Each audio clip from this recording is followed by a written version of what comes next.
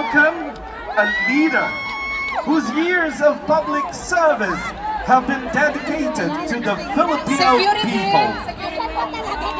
From her years of leadership in local government to her service as the 15th Vice President of the Republic of the Philippines, she continues to serve our nation with commitment and dedication. Today, she joins us here in London to share her message with the Filipino community gathered from across Europe. Ladies and gentlemen, please join me in warmly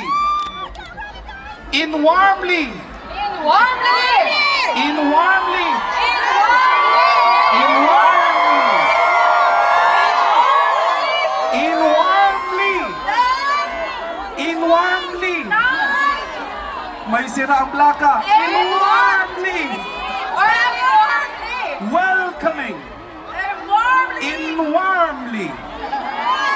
Welcoming our guest of honor. Yes! Her Excellency, Vice President of the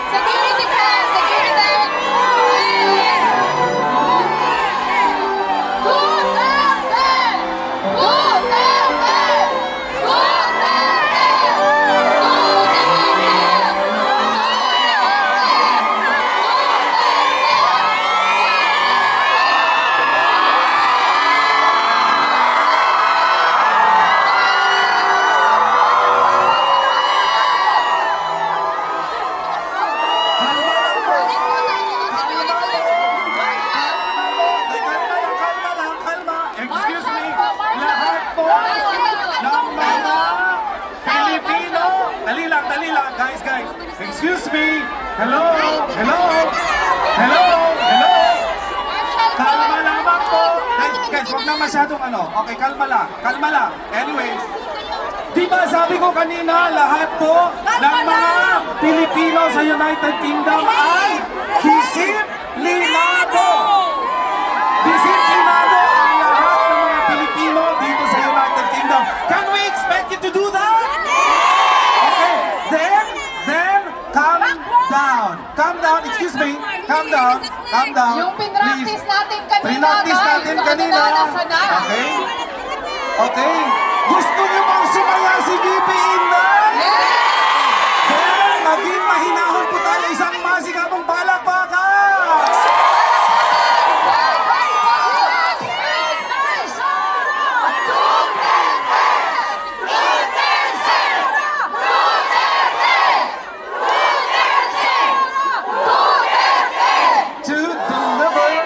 Address, ladies and gentlemen.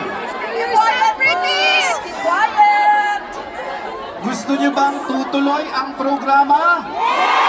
Then huminahon po ang lahat ng mga nagmamahal kay VP Inday Sara. Calm down. Alright? Lahat po magkakaroon ng opportunity. Ladies and gents. Move back tayo. To deliver her address, ladies and gentlemen, Her Excellency, Vice President Sara Zurman Duterte!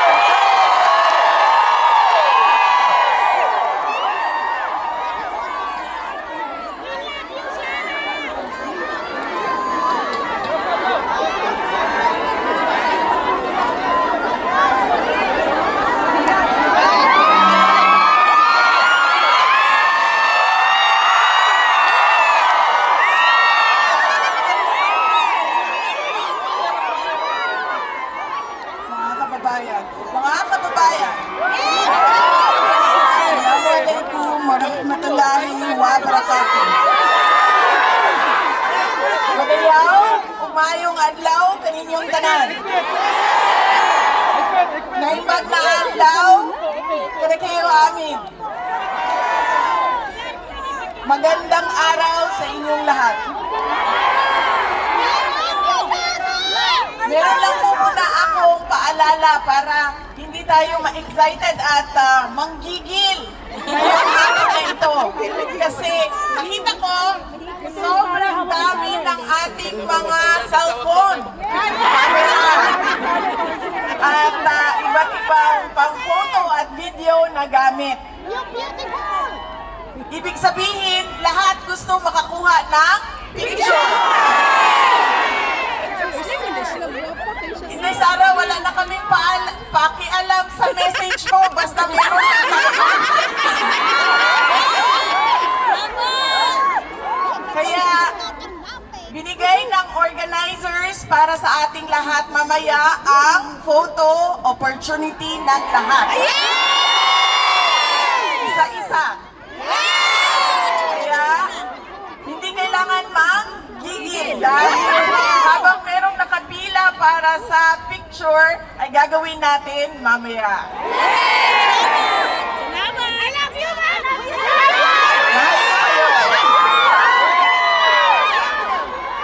Maraming salamat sa inyong paanyaya sa akin na bumisita dito sa United Kingdom.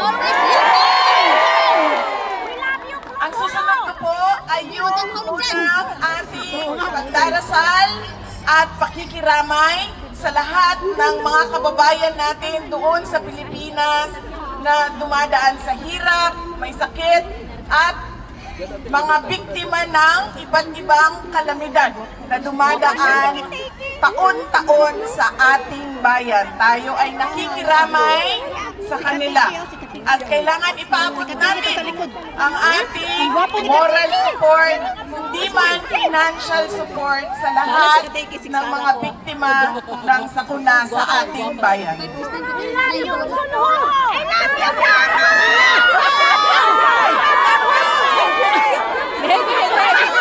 Maraming salamat.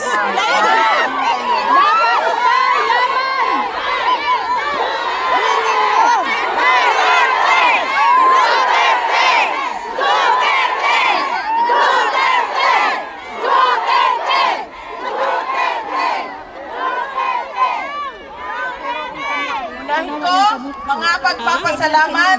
Una, ang pagpapasalamat natin sa Diyos kay Allah para sa araw na ito na ibinigay niya sa atin para magtipon-tipon.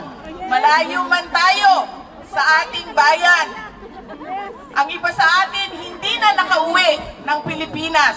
Pero binigay niya sa atin ngayon ang araw na ito para ang mga Pilipino magsama-sama at ipakita natin ang ating galit sa nangyayari sa ating bayan ngayon.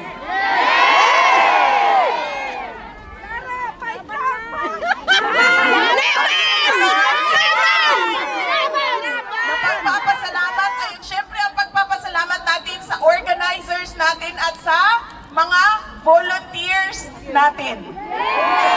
Dahil kung hindi dahil sa kanilang preparation, sa kanilang organization, sa kanilang sistema, ay hindi natin magagawa ang ating programa ngayong hapon na ito. Kaya maraming salamat po sa itaas ang kamay mga volunteers, mga organizers. Maraming salamat sa inyo.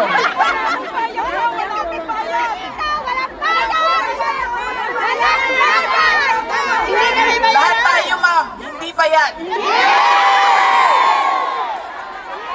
Lahat tayo hindi nakatanggap ng maleta.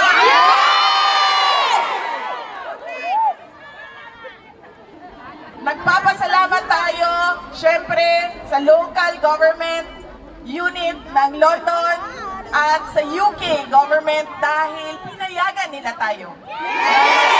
Tipon ngayong hapon na ito. Ang susunod na pagpapasalamat ay mula sa akin para sa inyong lahat. Marami ang nagbiyahe sa iba't iba at malalayong lugar ng United Kingdom. Maraming salamat. 4 na oras, 5 oras, 6 na oras na pagbabiyahe para lang makaabot dito ngayon. Meron ang nawala sa trabaho, nag-undertime, nag-absent, nawala ng trabaho dahil hindi pumasok, Nagsinungaling! Awali mo! Basta nandito ka! hindi na natuloy ang biyahe, hindi na natuloy ang lakad dahil ibinigay ninyo ang oras ninyo para sa ating pagtitipon ngayong araw na ito. Maraming salamat sa inyong lahat.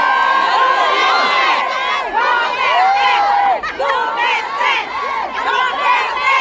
Duterte!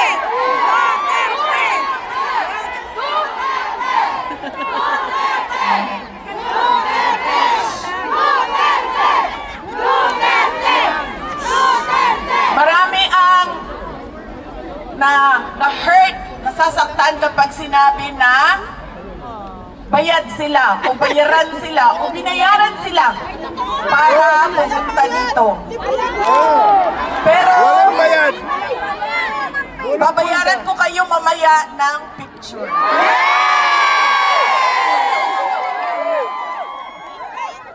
Yung picture na yan, walang priceless yan. Ang susunod na pagpapasalamat ay mula po sa akin at sa aking mga kasamahan sa Office of the Vice President sa inyong patuloy na pagtitiwala at suporta sa amin. Kahit na hirap yung opisina namin at maraming batikos at paninira sa OVP. Mula sa aming lahat, maraming salamat sa inyong mga kababayan namin. Love you, sir! Laban lang, laban! Duterte! Duterte! Ang susunod na pagpapasalamat, makikita ko po siya sa susunod na linggo. Mahal nating lahat at inaantay natin lahat ang kanyang paglabas at pag-uwi sa Pilipinas.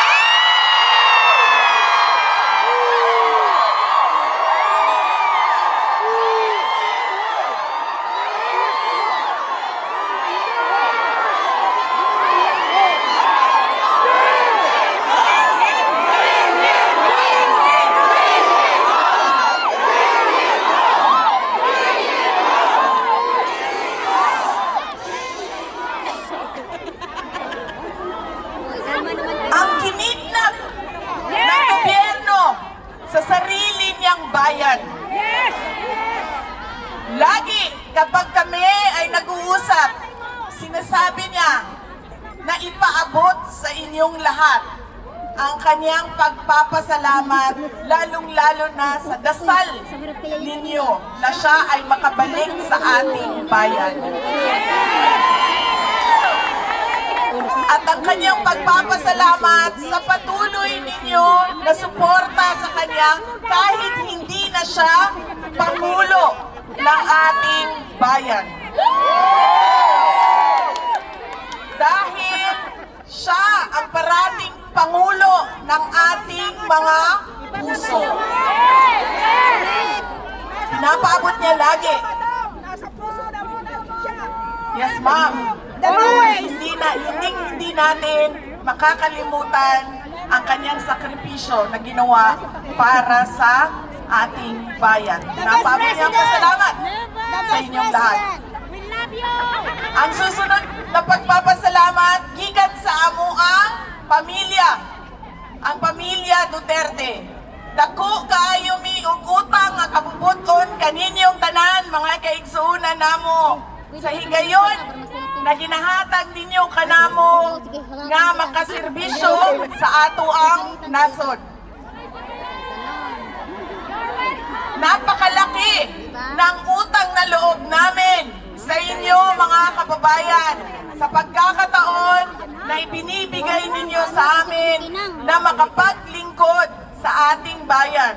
Alam ninyo, ang lakas ng pamilya namin hindi galing sa posisyon namin sa syudad ng Davao. Dahil sobrang dami sa ating mga Pilipino ang merong iba't ibang posisyon. Barangay Kapitan, Purok Chairman, Konsehal, mga buaya, Governor. Sobrang dami ng merong posisyon. Hindi galing sa apelido. Dahil lahat naman tayo may pangalan, may apelido.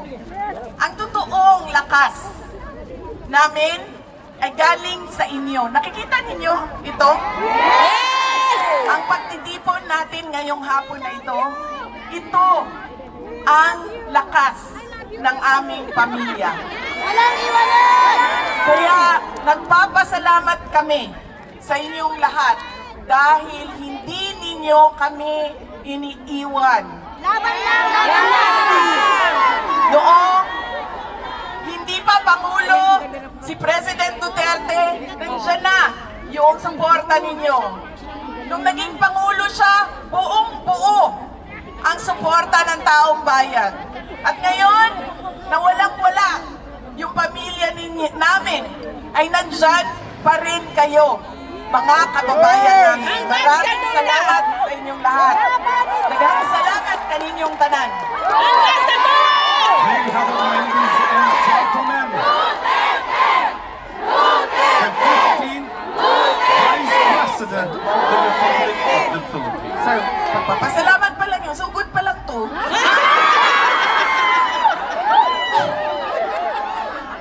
Ang susunod ay may time limit tayo, sir. Walang time limit. Bukas pa ako pupunta ng Hague. So, hanggang alas 12 tayo ngayon. Ang susunod na pag-uusapan natin ay ang pagmumukha ng isang adik